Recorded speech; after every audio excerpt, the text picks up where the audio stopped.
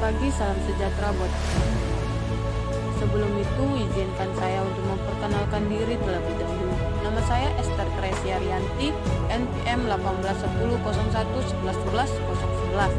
Untuk memenuhi mata kuliah studi kelayakan usaha dan evaluasi proyek jurusan Ekonomi Pembangunan, Fakultas Ekonomi dan Bisnis, Universitas Purwakarta, dengan dosen pengampu saya, Ibu Helmawati SEMSI.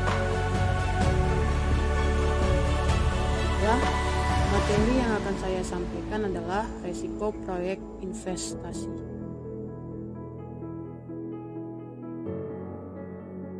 Latar belakang. Resiko proyek investasi adalah suatu keadaan yang tidak diinginkan terjadi pada saat persiapan, pelaksanaan, dan penggunaan sebuah proyek investasi. Sebuah proyek investasi dapat ditangguhkan atau diberhentikan pengerjaannya karena masalah. Yang pertama, perizinan. Kedua, merusak lingkungan. Ketiga, masalah hukum atau status tanah. Keempat, ditolak oleh masyarakat. Kelima, ditimpa bencana atau hujan, gempa, panas, banjir, dan angin. Yang keenam, kekurangan dana dan tenaga kerja. Ketujuh, gangguan keamanan.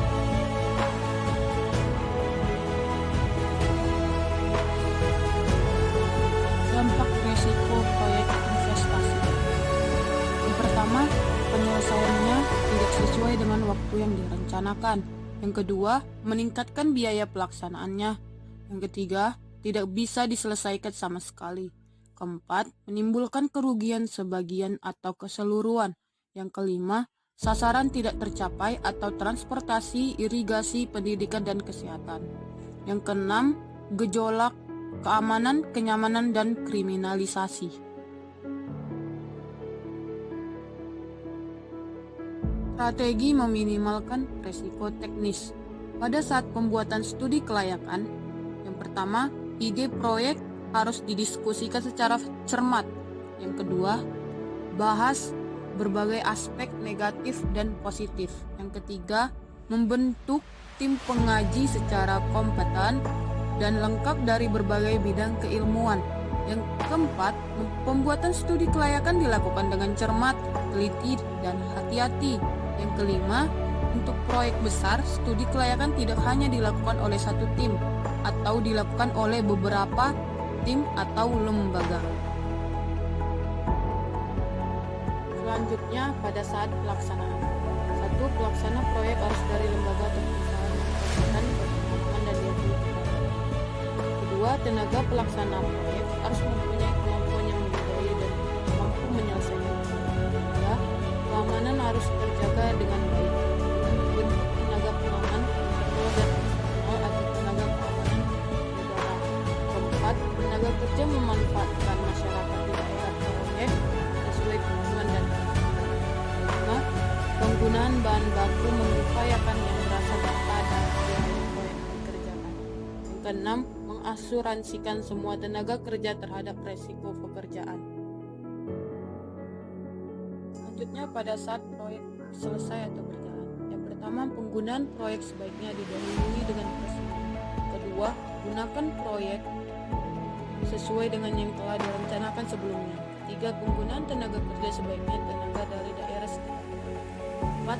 Manajemen penggunaan proyek harus diatur sedemikian rupa dengan membuat SOP. 5. Pengawasan penggunaan proyek harus dilakukan secara terus-menerus. 6. Perawatan dan pemeliharaan harus terjaga dan dilaksanakan secara rutin. Selanjutnya, meminimal resiko keuangan. Pertama, dana harus tersedia dengan cukup sesuai dengan tahap pengerjaan proyek. 2. Pembayaran pembiayaan harus ditata laksanakan berdasarkan sistem akutansi. 3. Menghindari pembayaran dengan menggunakan uang tunai atau menggunakan rekening. 4. Pengawasan penggunaan keuangan dengan ketat dan teratur. 5. Mengasuransikan proyek dari segala resiko keuangan yang mungkin terjadi atau all risk project insurance. 6. Proyek dibiayai dengan dana kerjasama para pihak atau joint investment. Selanjutnya kesimpulan. Yang pertama, semua resiko yang mungkin terjadi yang dapat mengakibatkan proyek investasi tertunda atau gagal harus dikaji dengan cermat dan teliti. Kedua, semakin kecil resiko yang bakal dihadapi akan semakin besar kemungkinan sukses dari proyek investasi tersebut. Ketiga, semakin besar kemungkinan hasil sebuah proyek, semakin besar pula resikonya atau high risk and high return.